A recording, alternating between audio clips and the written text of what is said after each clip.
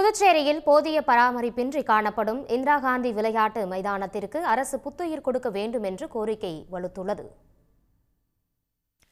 புதுச்சேரி மாநிலம் உப்பளத்தில் கடந்த 1992ஆம் ஆண்டு இந்திரா காந்தி விளையாட்டு அரங்கம் கட்டப்பட்டது.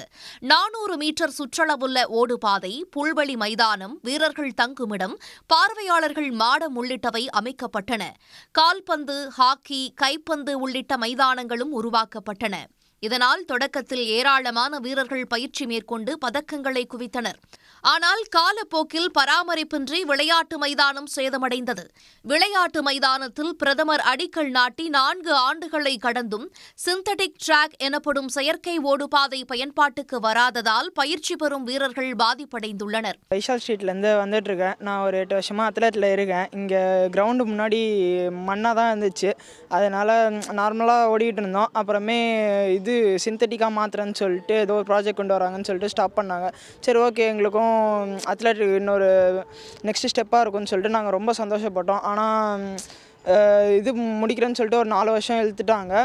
சரி, முடிச்சதுக்கப்புறமா தான் எங்கள்கிட்ட தருவாங்கன்னு பார்த்தா அது இன்னும் தரவே இல்லை.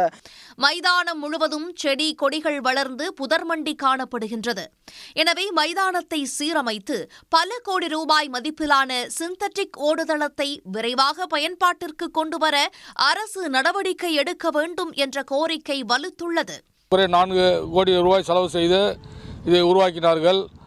அவர்கள் இப்போ கேலோ இந்தியா என்ற அமைப்பு புதுவை மாநில அரசாங்கத்திடம் இது ஒப்படைக்க காரணம் பொதுவாக விளையாட்டுகள் மத்தியிலும் அரசு ஊழியர் மத்தியிலும் பேசப்படுவது என்னவென்றால், புதுவை அரசு செலுத்த வேண்டிய நிலுவை பாக்கி தொகையை அவர்களுக்கு செலுத்தாதனால் அவர்கள் ஒப்படைக்கவில்லை என்று கூறுகிறார்கள்.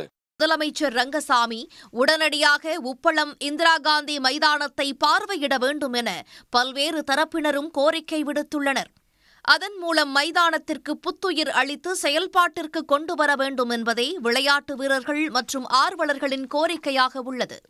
சன் செய்திகளுக்காக புதுச்சேரி செய்தியாளர் மகாராஜ பாண்டி. உடனுக்குடன் செய்திகளை தெரிந்து கொள்ள சன் நியூஸ் பெல் ஐகானை கிளிக் பண்ணுங்க.